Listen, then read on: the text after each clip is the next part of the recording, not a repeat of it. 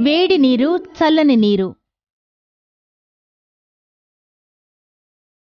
కావలసిన వస్తువులు: 2 గ్లాసులు వేడి నీరు, చల్లని నీరు, రంగులు, కాగితం అట్ట, మేకు.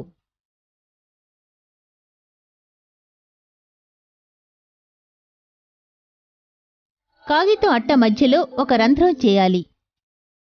దాని ద్వారా నీరు సులభంగా బయటికి వచ్చేలా ఆ రంధ్రం ఉండాలి.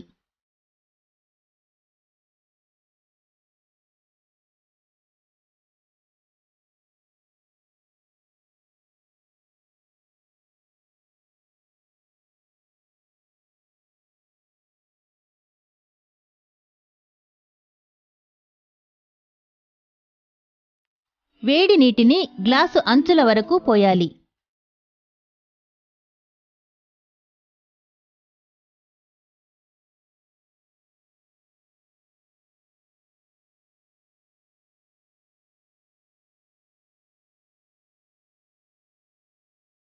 జాగ్రత్తగా ఉండండి, నీరు వేడిగా ఉంటుంది.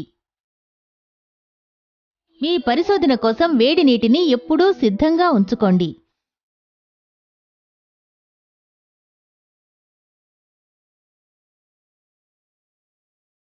గ్లాసులో ఎరుపు రంగు ద్రవాన్ని 2-3 చుక్కలు వేయాలి.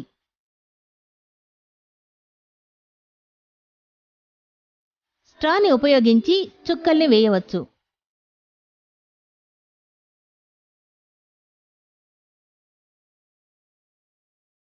రెండు మూడు చుక్కలు వేస్తే చాలు.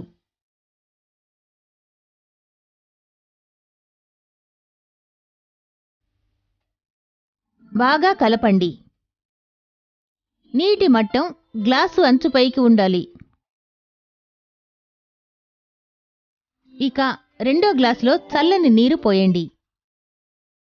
ఫ్రిడ్జ్లోంచి తీసిన నీటిని ఉపయోగించుకోవచ్చు.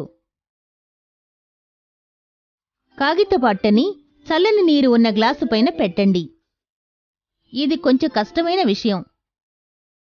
చల్లని నీరున్న గ్లాసుని తలకిందులుగా తిప్పి వేడి నీరున్న గ్లాసు పైన పెట్టాలి.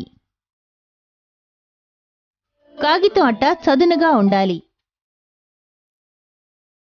గట్టిగా మూసి ఉండాలి.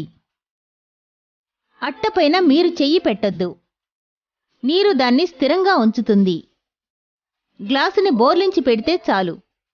1 నిమిషం కూడా ఆలస్యం చేయొద్దు. గ్లాసు వంగేటప్పుడు సరిగ్గా బోర్లించి పెడితే నీరు వేగంగా బయటికొస్తుంది. గ్లాసులు మూతి వద్ద ఒకటిగా ఉండేలా పెట్టండి. ఏం జరుగుతుంది? చల్లని నీరు ఉన్న గ్లాసులో ఏ రంగుంది? వేడి నీరు ఉన్న కింద గ్లాసులో ఏ రంగుంది? కింద ఉన్న గ్లాసులో నుంచి ఎర్రని రంగు పైన ఉన్న గ్లాసులోకి ఊర్ధ్వంగా వెళ్తోంది.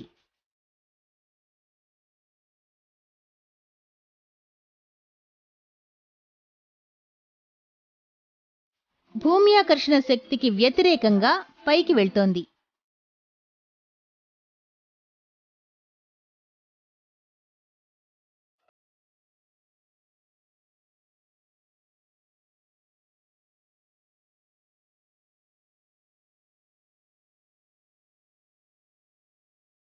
నీరు కింద ఉన్న గ్లాసులోకి వెళ్ళి వేడి నీటిని చిన్న ఫౌంటైన్ లాగా పైకి నెడుతుంది.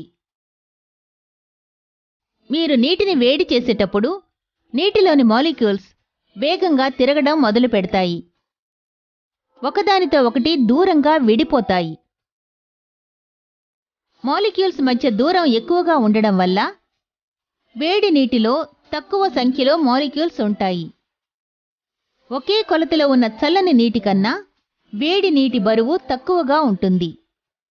అందువల్ల వేడి నీటికి చల్లని నీటి కన్నా సాంద్రత తక్కువగా ఉంటుంది. వేడి నీరు పైకి లేస్తుంది.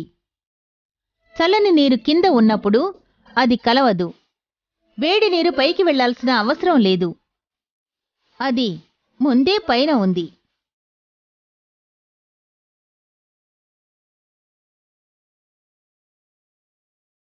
ఆశ్చర్యకరమైన నిజాలు. గ్రహాల్లో శుక్రగ్రహం మాత్రమే ఎడమవైపు నుంచి కుడివైపుకు తిరుగుతుంది.